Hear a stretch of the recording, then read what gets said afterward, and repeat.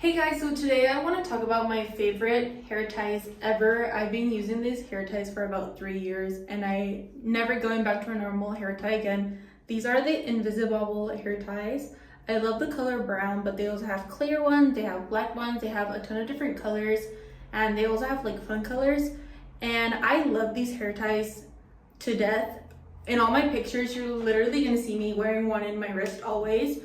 I love also that you put them in hot water and they go back to their original shape, which is just tiny and super tight. This is the one that I'm using right now, and I just love that it doesn't leave like a weird, like mark in my hair when I tie my hair up.